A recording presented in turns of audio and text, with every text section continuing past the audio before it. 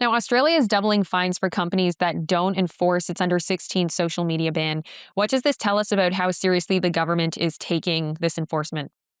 Well, realistically, you have the Albanese government in Australia that's really pinning all of their political agenda on this law. And they have been really since it went in force in December.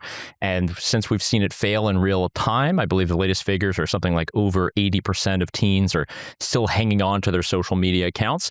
It means that they really are taking it seriously. And I think they're understanding the technical limits of what they're doing and the social limits as well, because young people want to be connected. They want to be online. I think the Australian government put a lot of influence into this. They put as much of their political capital into all of the limiting social media for young people kind of game, and they're seeing the real limits of that. And I think this is a very prescient moment because we're learning in many Anglosphere countries and even across continental Europe, many people would like to learn this from this policy or try to implement it in their own countries.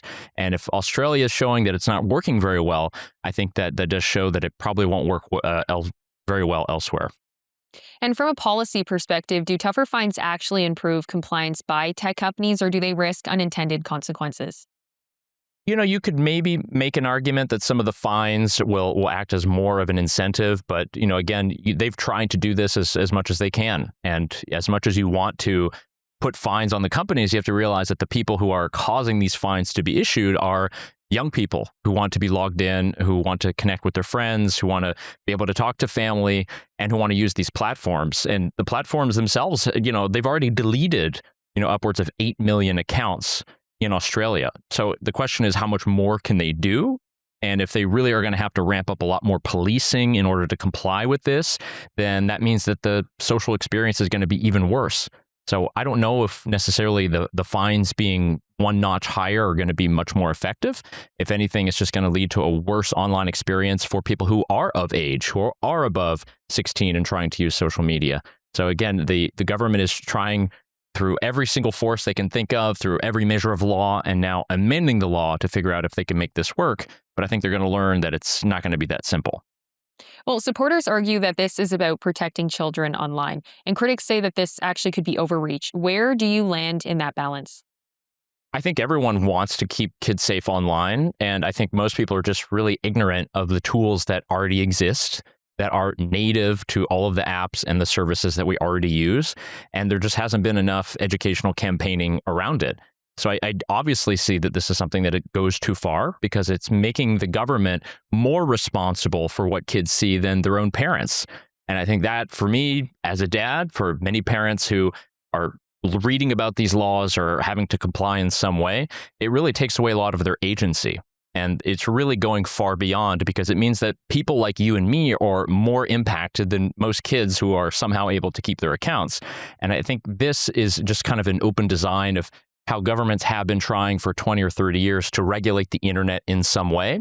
And I think that's what's so beautiful about technology and the internet is that we can try to put up as many roadblocks as we want. We can try to make things perhaps with an age gate or put some kind of limits on X or Y, but technology always finds a way. And particularly for the tech-enabled next generation, they're always going to find a way, especially when it comes to connecting with the people that they want to be connected with. And would you say it's realistic to actually expect social media companies to fully prevent under 16s from accessing their platforms, or realistically, is it not really their problem? I mean, I think it is their problem because they still could be subject to any kind of either civil litigation or criminal penalties.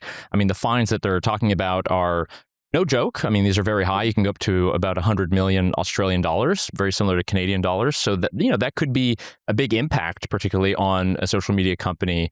They have billions of dollars, but any kind of compliance fee or fine is a cost, and that cost is passed on to consumers who are used to the service or digital ads that are served on the platform. So it's something that they take seriously. I mean, every one of these companies, you can just go on their website, you can click around on the app, and there are all kinds of parental safety features that they've discussed and implemented. It's been a key part of most of the big public meetings that they've had. Every time they have, a quarterly board meeting, this is something that's discussed as priority one. So they're definitely taking it seriously. It's just right now, technical capacity and then the ability of people to go around many of these restrictions. Because again, the tech-enabled young people who want to connect, they're not going to be necessarily stopped by any of the measures that the companies put forward. So we can not like any of the companies. We can put as much pressure as we want on the companies. At the end of the day, the people who are going around this ban and circumventing it are young people who want to be connected. And I think that's something we always have to think about, is that we have 15 and 16-year-olds who want to learn about the internet. They want to learn about technology. And we're in a globally connected world. You need this stuff to survive in 2026. So why are we trying to deprive them from that? And could higher penalties actually backfire by encouraging companies to limit services or withdraw features in Australia? Canada knows this very well. Australia knows this very well. They have their own online media bargaining act, in which a lot of people could not look at news on Facebook for a very long time. For Google, it was the same for a very long time. So if it gets to be too expensive, too costly, if it takes too much compliance, if you need more lawyers than you need engineers, then yeah, the company will be turned off.